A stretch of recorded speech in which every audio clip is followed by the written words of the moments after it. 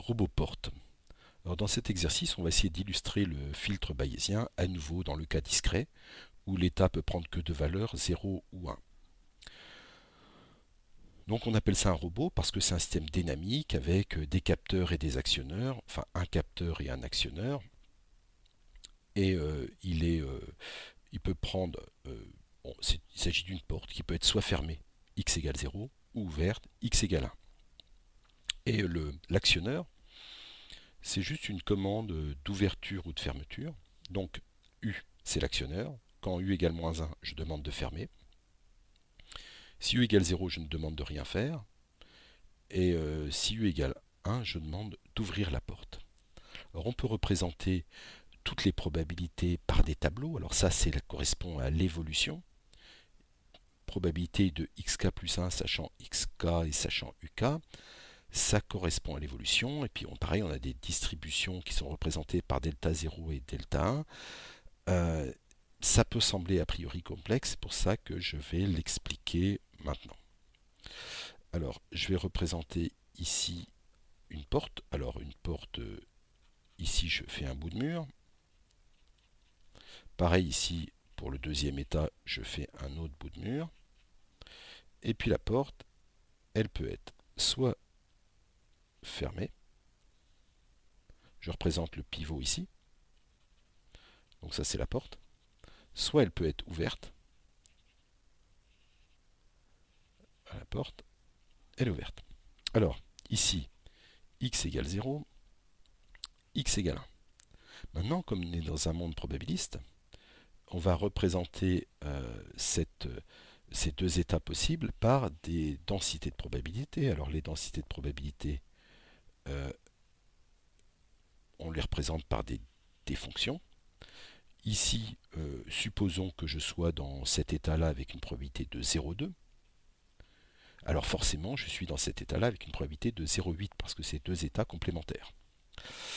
Donc, si cette connaissance probabiliste, je la représente par deux états, 0 ou 1, avec ici une probabilité de 0,2, probabilité de 0,8, et cette fonction-là, je peux la représenter de façon de façon analytique en disant que probabilité de x, c'est égal à 0,2 fois delta 0 de x plus 0,8 delta 1 de x. Sachant que la fonction delta i, c'est une fonction qui vaut 1 lorsque x égale i. Bon, donc c'est une fonction assez classique. Je vais reprendre ce qu'on appelle le graphe associé à ma chaîne de Markov, parce que c'est une chaîne de Markov commandée. Voilà, elle est représentée ici. Alors ce que je viens de représenter au-dessus, ça veut dire que je suis dans cet état-là, 0,2, 0,8. Et on voit bien à chaque fois que la somme des probabilités associées à chacun des états, représentés par des cercles, c'est toujours égal à 1. Alors maintenant, que signifie ce réseau-là? Alors, si je prends une flèche qui est là, comme celle-là, ça veut dire que si je suis, ça veut dire que la probabilité de que xk plus 1 soit égal à 1, sachant que xk est égal à 1 et que uk soit égal à moins 1, et bien cette densité de probabilité, c'est 0,2. 0,2, c'est celui qui est là. Maintenant, la probabilité de la même chose, donc xk plus 1, soit égal à 0, sachant que xk égale 1 et uk égale à moins 1, oui, alors, voilà, c'est ça, est égal à 0,8. Donc de ça, j'en déduis, d'une façon un peu plus résumée, concentrée, que la probabilité de xk, alors là je ne mets rien, je ne mets pas égal 0 ou 1, sachant que xk égale 1 et que uk égale moins 1, ça c'est une fonction maintenant, c'est plus un nombre. Alors je prends celui-là déjà, ça va être 0,8 delta 0 plus 0,2 delta 1, donc ce qui correspond à une fonction 0, 1 avec ici 0,8, ici 0,2, et c'est ce qui est représenté ici, 0,8 delta 0 plus 0,2 delta 1. Alors j'ai bien uk égale moins 1, xk égale 1, ce qui permet de mieux comprendre peut-être ce tableau-là avec ces notations. Alors pourquoi avoir ces notations? Parce que dans le cas continu, on a des expressions gaussiennes qui vont nous exprimer probabilité de xk, sachant xk et uk. Bon. Donc voilà, parce que l'objectif de cet exercice, c'est aussi de mieux comprendre ce qui se passe dans le continu. Alors maintenant, il va y avoir aussi non seulement la prédiction qui se représente dans un contexte markovien ou dans ce contexte bayésien principalement par des densités de probabilité, euh, et pas vraiment par des équations d'état, mais plus par tout est résumé dans ces densités de probabilité. On va avoir aussi les probabilités pour l'observation. Alors l'observation ici elle est décrite là. Alors je vais revenir à mon dessin. Donc toute la partie prédiction. Alors on a tout ça là. Ça, ça, ça et ça. C'est ce qui concerne la prédiction, ce qui était donné dans le tableau. Maintenant, en ce qui concerne l'observation, ça va être représenté par les flèches qui sont bleues. Donc ici et là, et toujours par des probabilités. Alors, que signifie par exemple cette probabilité? Elle signifie que la probabilité que YK soit égal à 0,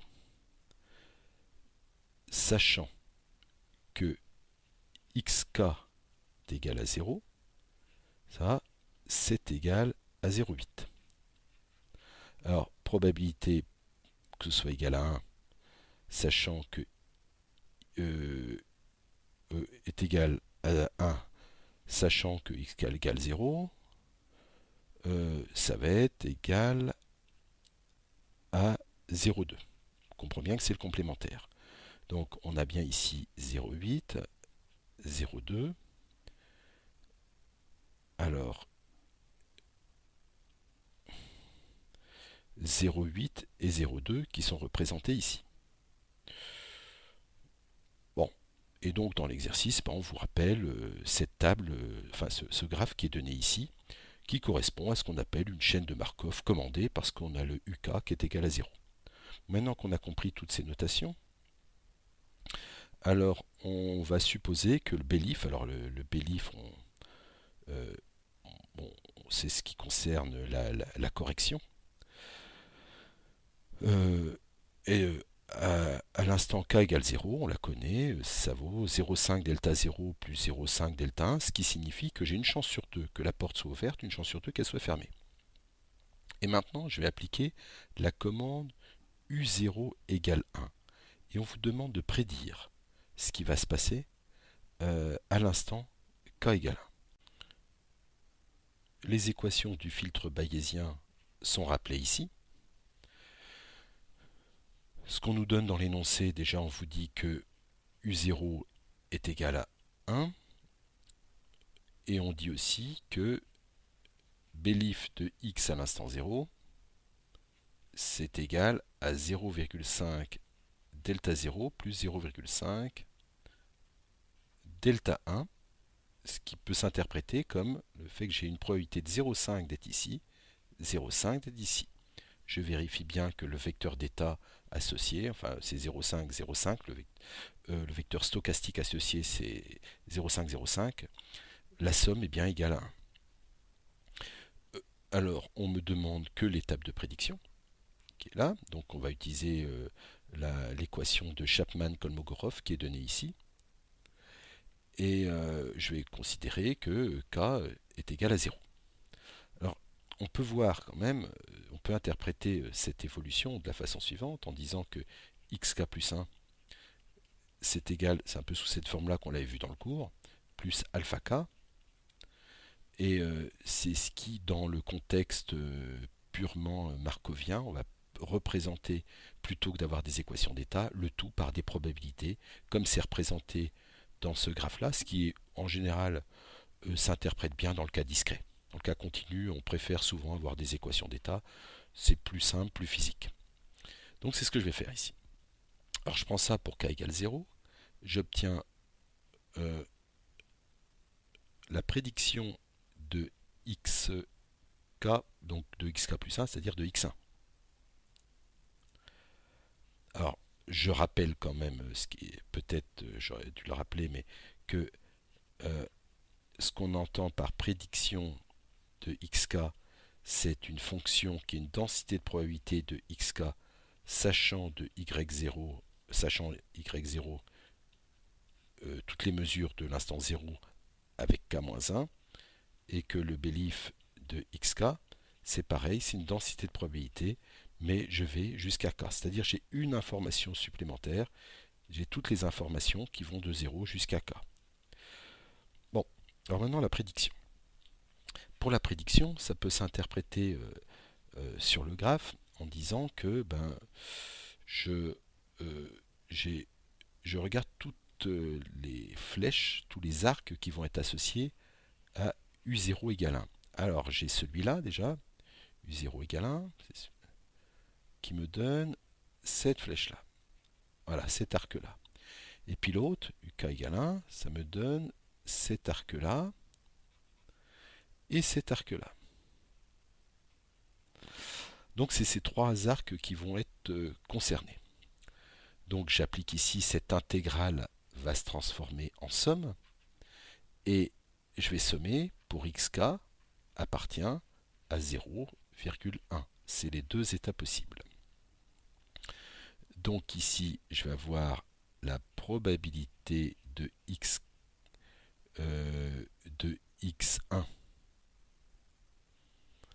sachant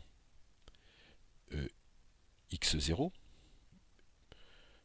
Et puis j'aurais pu rajouter ici que, sachant que x0 égale 0, puisque c'est la première somme, je suis donc dans la situation où xk est égal à 0. Puis ensuite je ferai pareil pour le 1. Virgule, et puis je rappelle aussi ici que u0 égale 1. Multiplié par belief de x0. Et puis le deuxième pour la somme, je suis obligé de rajouter plus x0 égale 0, excusez-moi, plus densité de probabilité, alors pour x1, sachant que x0 égale 1, du coup, puisque c'est la... et que u0 égale à 1, toujours, multiplié par belief que x0 est égal à 1. Donc voilà ce qu'on me demande de calculer. Alors, cette quantité-là,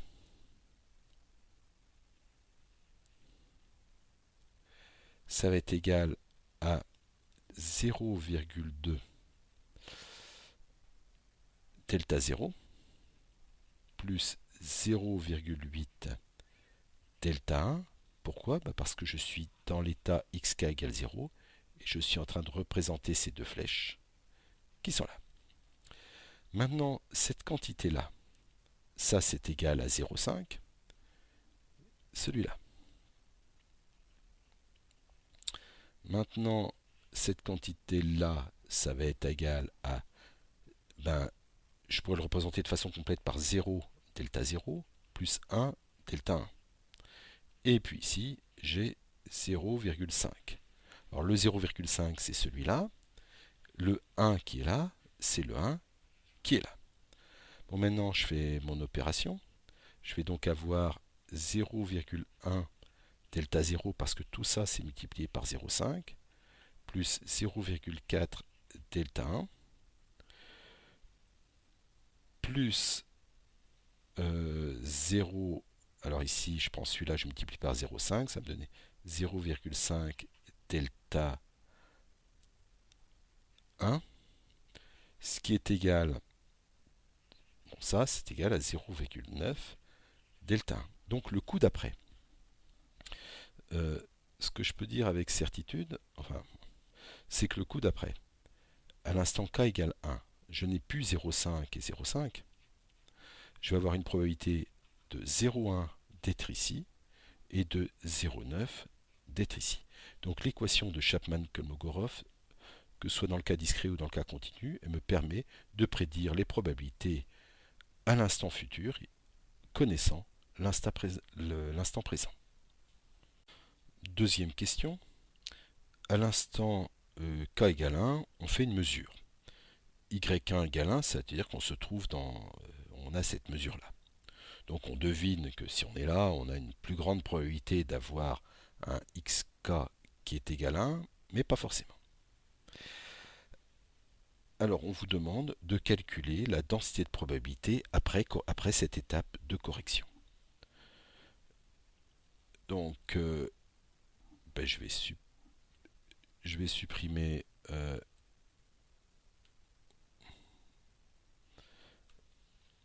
ça. Voilà, alors ce dont j'ai pas besoin, je le supprime. Et je vais à nouveau utiliser les équations du filtre bayésien qui sont données ici. Alors, par contre, je vais utiliser cette équation de correction puisque je viens de mesurer ça. Alors, je viens de mesurer en effet y1 à l'instant 1 est égal à 1. Alors, je vais calculer la croyance de x1 après correction, donc j'applique cette formule-là. C'est égal à, je vais, densité de probabilité, bon, que y, alors comme k égale 1, je le prends pour k égale 1. Donc que y1 égale 1.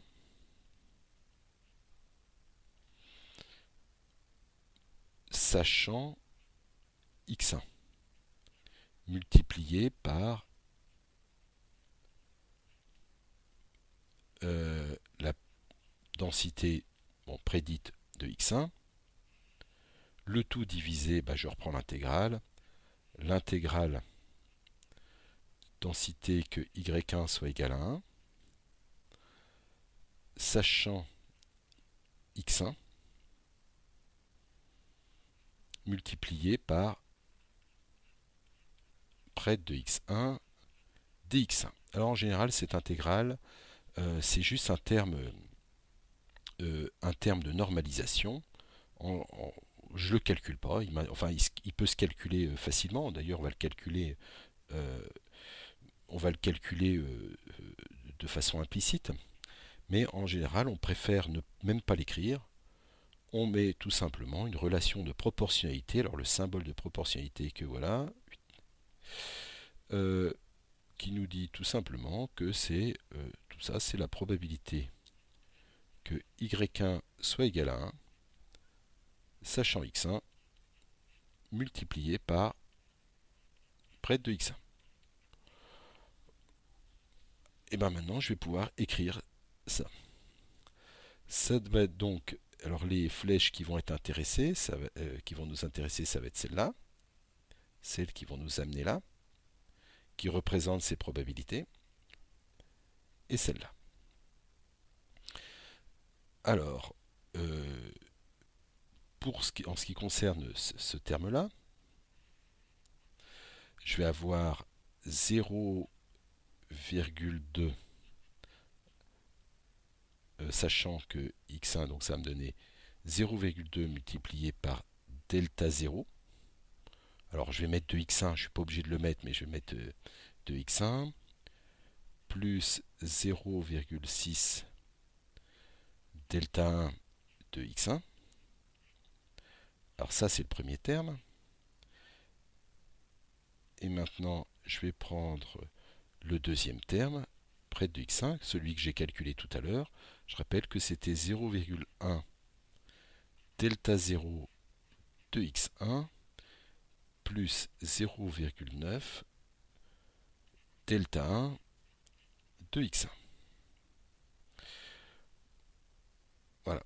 Alors maintenant, je peux faire le calcul de ça, sachant que delta 0 au carré c'est égal à delta 0, delta 0 fois delta 1 c'est égal à 0. En effet, euh, elles valent jamais 1 au même moment. Donc si je fais le calcul de ça, ça va me donner égal à 0,02 delta 0 de x1 plus, alors 6 fois 9, 54, plus 0,54 delta 1 de x1. Et puis, bon, après, je peux retrouver le dénominateur. Alors attention, ça, si les dénominateurs, je pourrais le réécrire en disant que ça, c'est Bélif de x1. Donc là, je fais à nouveau apparaître le dénominateur. Et puis on comprend bien que le dénominateur, je choisis pour que la somme soit égale à 1, c'est-à-dire 0,56. Donc ce que je vais montrer, c'est que cette quantité au dénominateur, c'était égal à 0,56. Donc je rappelle que le 0, alors ce 0,02, c'est égal à ça fois ça, alors que le 0,54, c'est ça fois ça, et que le delta 0 fois delta 1 est égal à 0, alors que delta 0 ou delta i au carré est égal à delta i. Alors dans la troisième question, on va essayer de généraliser pour un cas quelconque ce qu'on a vu dans les deux premières questions, à savoir, on a vu pour k égale 0 comment calculer la prédiction dans la question 1, puis la correction dans la question 2, pour k égale 1. Alors, on va mémoriser cette densité de probabilité dans un vecteur qui s'appelle un vecteur stochastique, et on va essayer d'obtenir des équations récursives qui correspondent au filtre bayésien.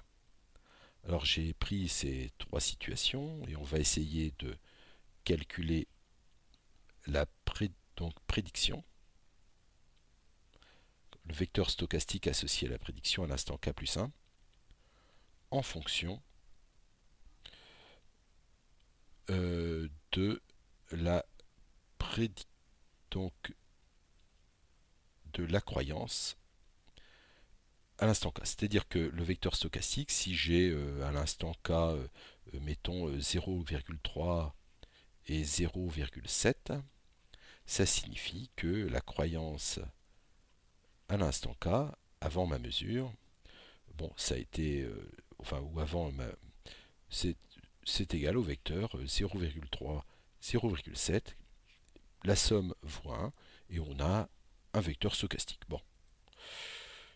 Ici, on va se placer dans la situation où UK est égal à moins 1. Alors si UK est égal à moins 1, alors je vais effacer ça. Si UK est égal à moins 1, je me retrouve donc soit dans cette situation-là, dans le cas de l'état qui vaut 0, ou alors dans cette situation-là, si l'état est égal à 1. Donc, si jamais UK est égal à moins 1, je me retrouve ici avec une matrice, alors, qu'il va falloir établir. Alors, premièrement, la première colonne, qui va contenir ces deux éléments-là, ça va correspondre à la situation où je suis dans le premier état, c'est-à-dire dans l'état 0. Dans ce cas-là, je me retrouve avec une probabilité 1 de me retrouver dans l'état 0 et une probabilité 0 de me retrouver dans l'état 1. Enfin, voilà. Maintenant, ici, dans la deuxième situation, j'ai une probabilité de 0,8 d'aller dans l'état 0 et une probabilité de 0,2 de rester dans l'état 1. Alors attention, ça c'est uniquement dans le cas où UK égale moins 1. C'est pour ça que je vais le multiplier ici par delta moins 1 de UK. Et puis il va falloir traiter les trois situations. Donc la deuxième situation, ça va être delta 1 de UK. Et puis ici, je vais mettre dans l'ordre delta 0 de UK plus delta 1 de UK, sachant que cette grandeur-là sera égale à 1 si UK égale 1, puis les deux autres vaudront 0 dans ce cas-là. C'est-à-dire qu'il y en a toujours un des trois qui vaut 1, et toujours les deux autres qui valent 0. Alors, maintenant, je vais me mettre la deuxième situation, où on va avoir UK égale 0. Alors si UK égale 0, je vais avoir cette flèche-là qui va se valider et celle-là aussi. Et dans ce cas-là, la matrice qui sera associée, ce sera la matrice identité 1 et 0.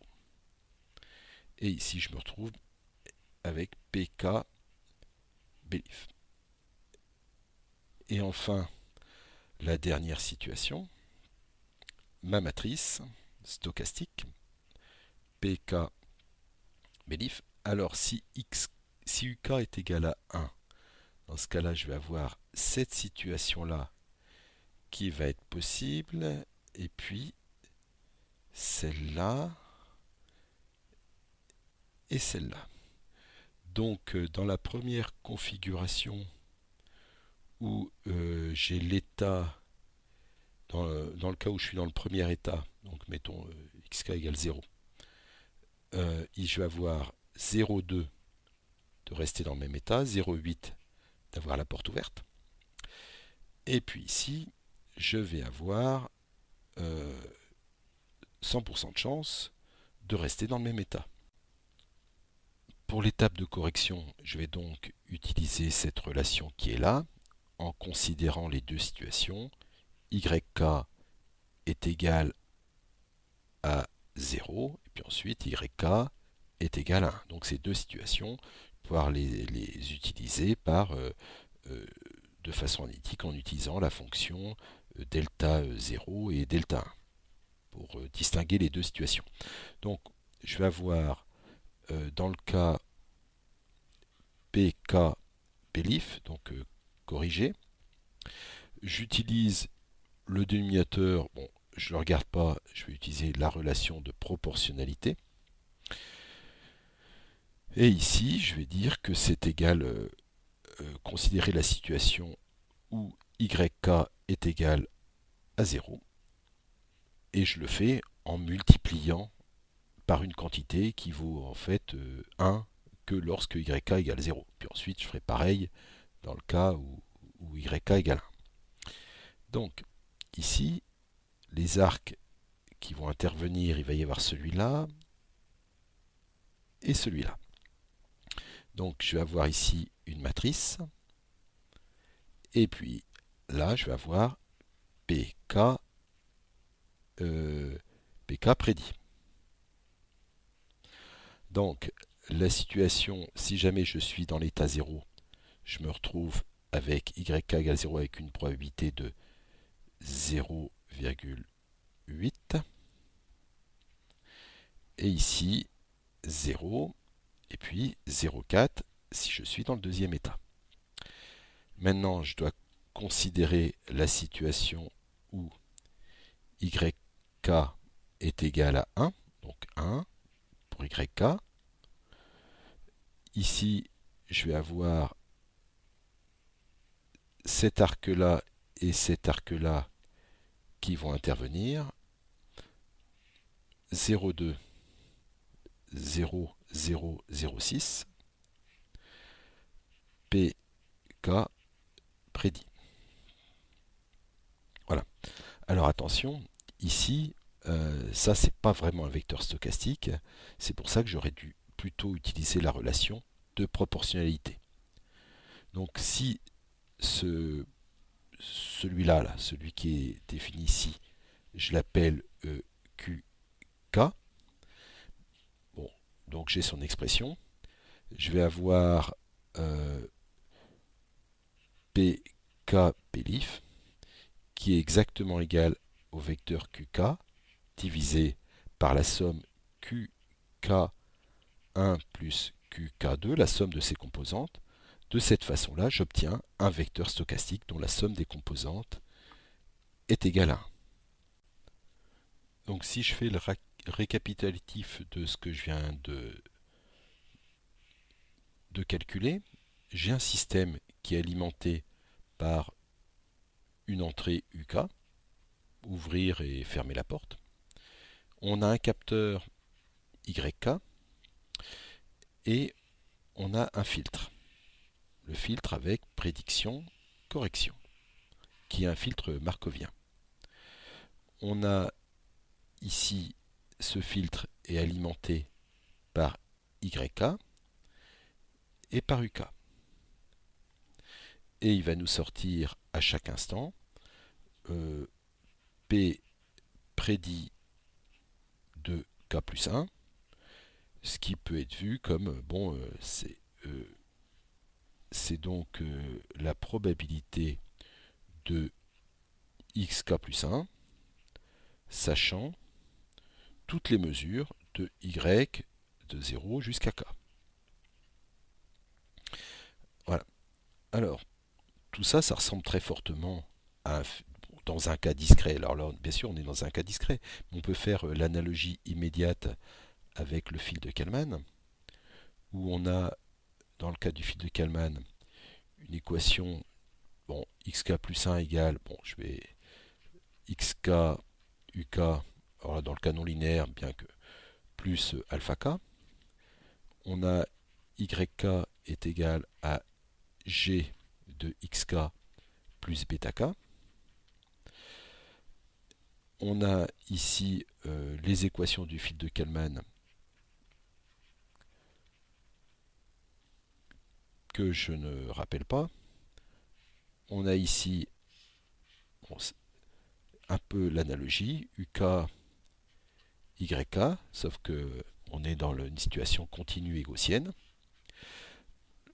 Il est alimenté par UK YK et à chaque instant il nous sort la densité de probabilité, mais comme elle est gaussienne, il nous la sort sous une forme x chapeau de k plus 1 sachant k, et il nous sort aussi la matrice de covariance gamma de k plus 1 sachant k.